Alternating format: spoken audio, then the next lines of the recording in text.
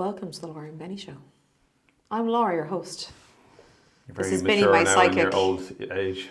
This is what I've decided. For my 40s, I'm You're going gonna to be speak calmly and levelly. monotone and lowly and very boring. Good stuff.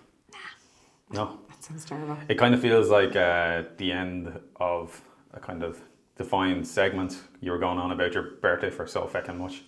Jesus, you're cursing everything new about the birthday. It's terrible. It's true. It's over now, Benny. It's over. Now, in saying that, though, I am going away for a night next Tuesday. Okay, so it's not over yet, folks. Yeah, really dragging the arse out of it. Oh, yeah, sure, why not? So how was Clancy's? It's actually good crack. Oh, I can't remember the name of the band that were playing. The Electrics. No. The Eccentrics. The Essentials. The Essentials. Yeah. All those three bands are really, really good. The Essentials. Yeah, I'd never seen them before. They were really good. Now, I don't know whether it was the cocktails or the band, but like we were just dancing. Like, but saying that though, all of Clancy's was dancing. Like, it was kind of like, remember we were there doing the promo for Derek? Yeah. The whole place was just kind of going a bit It wasn't mad. that good though. No, God, no. There was no fire lit under us now. Like, but, no, but it was actually a really good night. I really enjoyed it. Clancy's a good spot, isn't it? It's a good spot, good food, good cocktails, bit of music. I'd go back. There you go. There you go now. Any old people out there, 40, 50, 60, go on now with the Clancy's. I'm not old, years young as Sure, you feel. there was young fellas dancing around with Derek and everything. It was Actually, go on. do you know what now? Because I don't know whether she's actually going to see this or not, and I don't know her name, but she'll know who I'm talking about. So we were in Clancy's, and myself and my friend, my friend was dragging me over to dance before the band had even started. There was a one man with a guitar, and he was playing a few tunes, and there was literally just like two other girls kind of just dancing in front of you, man. And one of them comes running over to me, and she's like, "Are you Laura from Laura and Benny Photography?" So my friend then was like, "Are you Cork famous? famous? You're Cork famous. You're Cork famous." I was like, "I'm really not. This is very strange." And she was like, "Oh, I wanted you to do my wedding in May, gone, and you couldn't do it." And she was so excited to see me. And then my friend decided to tell her that it was my 40th birthday. That and my other friend made me wear a sash. It was very embarrassing. And we went back to get a drink, and the next thing I know, I'm being dragged over again because she got the poor guy with the guitar to sing me happy birthday. So whoever that girl was in Clancy's who wanted me to do her wedding and I couldn't, and they got someone to wish me happy birthday, sing me happy birthday. Thanks very much. Thanks for the atmosphere, buzz. Yeah, it was a bit of crack. I hope she sees this now. I really wish I could remember what her name was, but I can't remember. That's terrible. I can't remember. In the blur of all your cocktails, was it? Well, I can't remember this morning. The mind. But I got to wear a dress and go out, which was always nice. And on the subject of dresses, do you like the way now I tied that in? Do you see what I did there now? No, but see what I did? you're going to... I tied this in first. Speaking of people with guitars. Yeah, go on. Fiona Kennedy's show was absolutely excellent. Oh, so funny, actually, because when I was out with the girls, it was like Benny went out to Fiona's show, Natural Woman. And it was so funny because you were like, I was like, "How are you getting on?" And you were messaging me going, "One man and 93 women." I was like, "You genuinely the only man at this?" I'm pretty sure I saw Christy there. You know Christy who drives cars, vintage cars. Did you not say hello to him? There was loads of people. There was 100 people in the auditorium. There was a great atmosphere in the auditorium, and it was nice the way it was compact. It felt really, really compact. It's actually a great room. So like it created a great atmosphere, and people were it was just really, really good. There was good buzz there. You enjoyed your night out. Christy was there. I'm pretty sure I saw some other faces there. So there was some wedding heads there as well. There you go now, supporting Fiona. Well done now for going. Yeah. Very proud of you. No, it was excellent. Yeah, came back with all the women power and life and stuff, and be like, very emotional. She was really kind of like she got the emotions Did you cry? going. There was something in my eye now. There was a glistening Did you in have my no eye. cry? That's so funny that you went to Fiona's gig and had to cry for yourself on your own. You went on your own. That's it. Got a few chips and went home. She didn't get wasted though, because I kind of said to the man on the way out, I had two cry-offs who wanted my tickets. Disgraceful. Terrible. They let me down. Disgraceful. Go on. Go on. Tell me. But anyway, I said it to your man on the door. I said, if you get stuck, like the seat beside me is free. Oh, okay. And did he? He was. Oh. There you go. Do you know when you've just that moment of, I better just give your man the heads up there now that my kindness. I have a seat to spare in case anybody kicks up a fuss.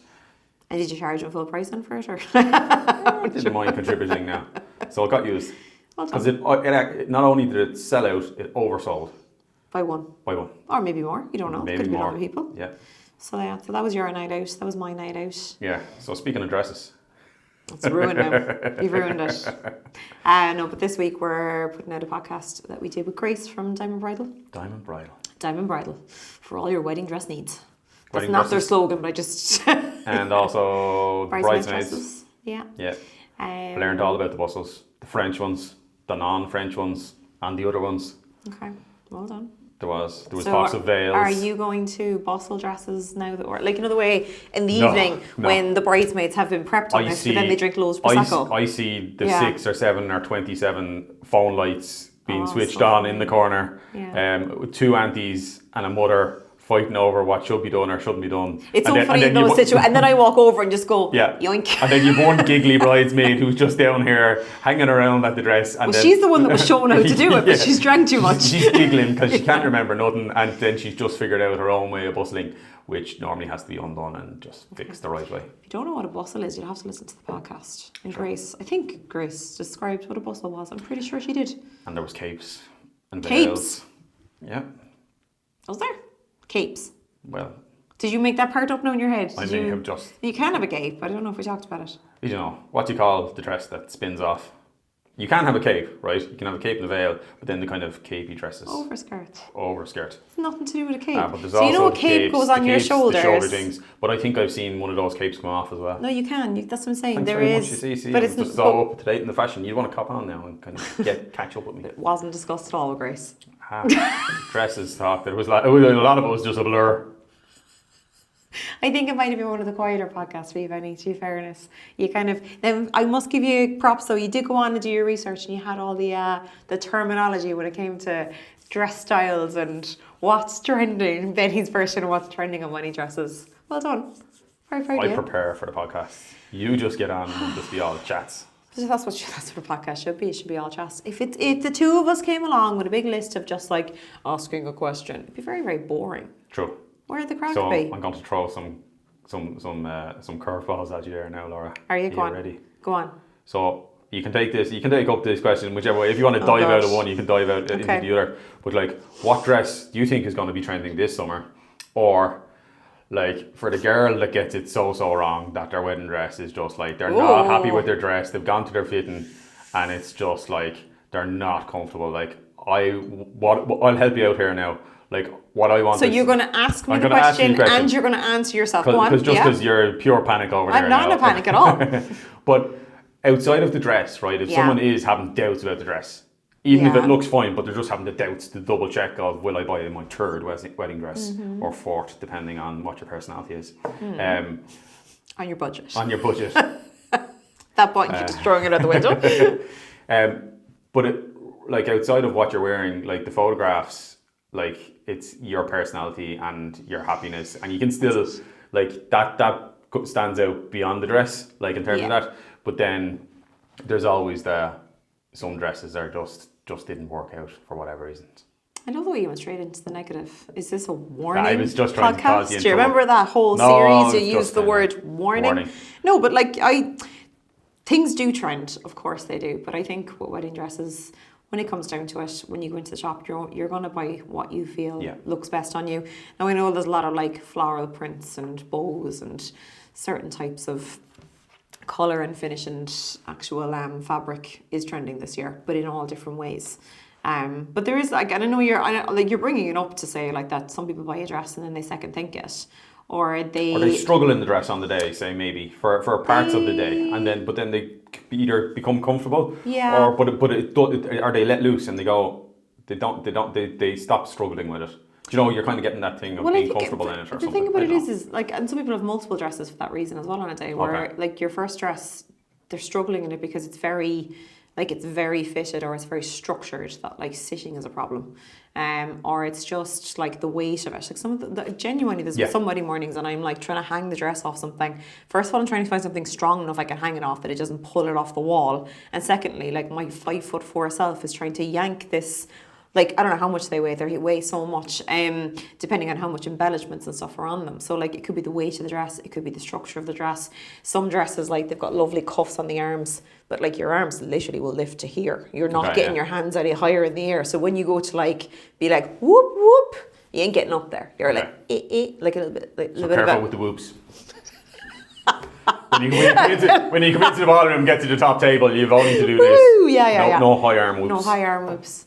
You just go, tear gone. No, but there's like, but some people want the look of that heavy dress or that structured dress, and they're simply not comfortable to wear. They look amazing, but they are not comfortable to wear. That's for the 10 honest hours. truth They'll of it. probably not crack. Exactly. They'll probably crack for like a half an hour, and then a half an hour when you've had a few more drinks. Exactly, and that's why a lot of people do the 2 dresses, so that they have the kind of more like, I really want to have this dress on for people to see me in it, to get the photographs in it. I feel amazing, it looks amazing. But realistically, if I want to, throw my hands in the air, or I want to like swing around a dance floor or hang off the bar later on, like it's not going to be practical. So they have a different dress. It could be short dress, a light dress. There could be parts of the dress that come off, sleeves, skirts, all sorts. So there's a million and one things to do. But like, I mean, but it's a good thing to bring up. And I know you probably didn't mean it that way, but to be comfortable on like, your... I wasn't going to throw that at Grace, right? And go, do you know people who really regret buying their wedding dresses? She's like, great, they come in and buy a second one. No, so I was throwing that at you, but like, is there anything else? Like, so, like, I was throwing that at you because we can have kind of the odd conversation, or the kind of like... But we're there with them when they're wearing it for the hours kind of thing. And it's kind of like, I think, obviously, you want to look good, you want to feel good. They're the 2 most important things. But you also need to have like, there has to be, like, I don't think you can use the word comfortable in wedding dresses together, but there has to be some level of comfort. Not practical or not functional for certain things. Like, I suppose we mentioned that with Grace, whereby you remember in your wedding dress that you are going to be, like, you're going to have your morning, you're going to go to a church probably, or a ceremony, you're going to be sitting down, you're going to be up, you're going to be doing some actions, pouring some sand or whatever it is going on. You're going on a photo shoot, you're then going to the pub effectively in a drinks reception, you're then sitting down for fine dining in a banqueting room that you don't normally do. Maybe some girls have some girls have 4 dresses for the wedding day. I don't believe that. They have their morning and ceremony. They have their ceremony. Their walls and everything there before. You're just living in the dark ages. You're living in the dark ages. But to be honest with you, on our wedding day, like I would, if I were to pick out my dress again, I would probably go for the same type of dress. I love my wedding dress. I don't regret my wedding dress in any way. Like, I felt great in it. I liked myself in the pictures afterwards. So like, it wasn't a bad choice kind of thing. But it was a very structured corset. It had a very, like mine was ball gown, so it was very big. I didn't plan on buying, I don't know what the hell happened, I just ended up in a ball gown dress. To be honest with you, I probably either should have got a scissors to the back of it by the end of the night and just got rid of that train, because it was like, I think people actually fell over it. But not even the length of it, it was like corsets are corsets, they're tight on you, and then you eat a 4-course meal.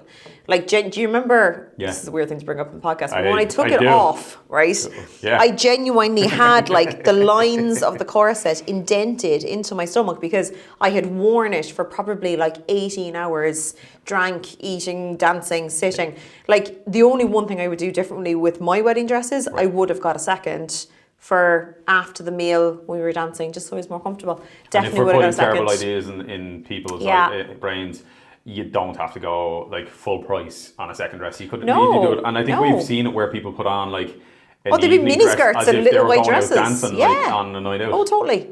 Yeah, like as the night goes on, they get smaller. Yeah, they're like, they've done their first dance type thing, and then it's like kind of, for whatever reason, we've seen them say, and they've come back downstairs and they're like ready for the night out, they're ready for the band, DJ, and but it's the same with everything. It's like same with the veil. Like, a lot of people wear a veil, whether they planned on. I didn't plan on wearing a veil. I ended up wearing a veil. It was a gift. I wore it. I wore it part of the day, and somebody yanked it out of my head, and I was like, "That's grand now. It's not. I'm done." But like, the veil comes out at some stages of the day, and people ask me all the time, "So when do I take the veil off, and when do I bustle the dress?" There's no clear answer on that. It's when you want to take the veil out, and when what's going on, and when you. She's just checking the timer. And when you want to bustle your dress, so like there's no, and it's the same, like if you've got 2 dresses, when do I change my dress? Whenever you're comfortable changing your dress. I'll let you throw out an idea now, because I know I hijack things sometimes. You do, sometimes. Your ass is to the camera a lot there, post now. Is there any other, so because we're kind of, this can be like our quick chance to give someone a tip, is there any other tips that people should kind of know regarding dresses before the day, as in, one, probably learn how to do the bustle, but like, is there anything else that like they can go check out before the day, or you want to say to them before the day? I suppose the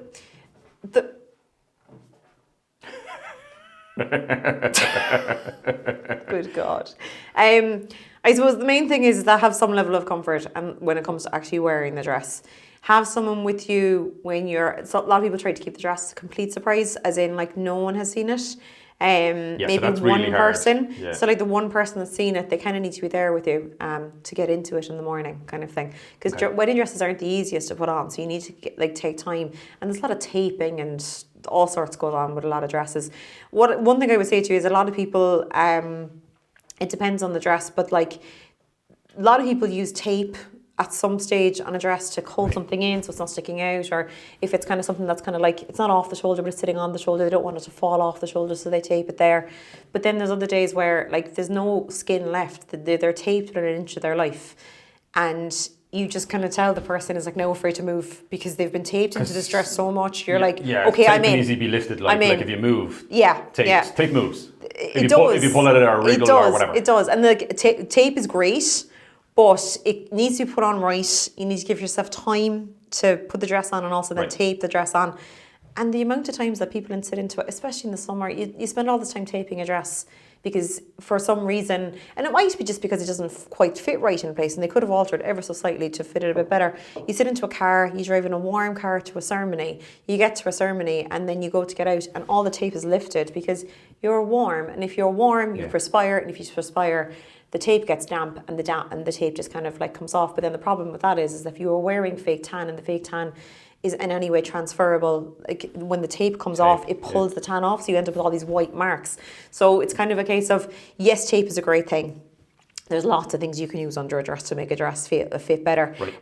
But you really need to probably try it maybe once before the wedding day, that you're not like taking out, like a lot of people take out tape and they're opening up the box the first time and asking me, how does this work, kind of thing, because someone said I should tape here. There's been no trial with it. And then you kind of feel like because someone said I should use it, you do use it. We had one recently and she actually got someone in to do the taping for her, right? And I've never had this before, and I was like, wow, okay, that's on a whole other level. Like they were familiar with it. But like her tape stayed all day. Like it was a whole other level of taping. It wasn't just your normal see-through like double-sided tape that you'd see. This was different type of tape that like gave lift and gravity, and everything stayed in place all day long. But she actually got someone in to do it for her because she really wanted the dress to fit right, and the dress did fit beautifully on her. So like I think the main thing with clothing, shoes, veil, dress, anything like that, and same with the lads with the suits, is kind of like, you know, try everything before the wedding day.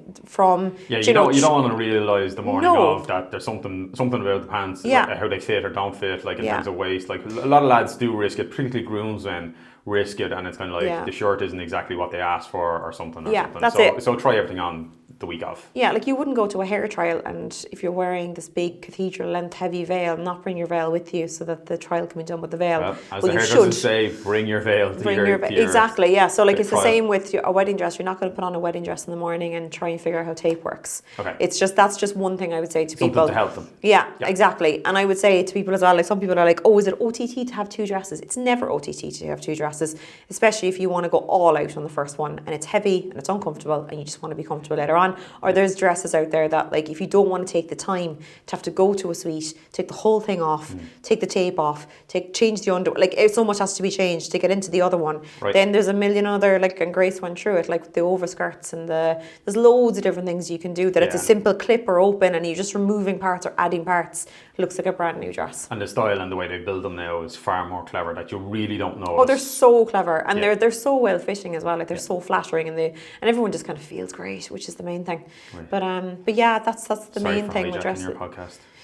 Benny, it wouldn't be a Laura and Benny podcast if you didn't hijack it. I'm just so used to it. I'm like, it's whatever. Just my in-depth knowledge anything of else you'd like to ask and me? Tapes and whatever. I can tell by you're right now covered in cat hair as well. Cat hair. Sitting across I'm from a me. magnet for cat hair. The puppy's sound asleep and the cat's on the table. We can't win. We actually can't win. But yeah, so we're going to put out this week everything about wedding dresses. Grace has loads of knowledge. They have a shop in town. Obviously appointment only if you want to go in and try on a few wedding dresses, maybe a few bridesmaids dresses, very important also. But yeah, we won't say any more though, because I don't want to give too much away in these pre-podcasts before the podcast. But yeah, if you're on the wedding dress lookout, or you might have one, you're thinking of a second. Sure, go in and buy another one. Yeah, sure, what's money? Sure, you can't take it with you, you might as well spend it.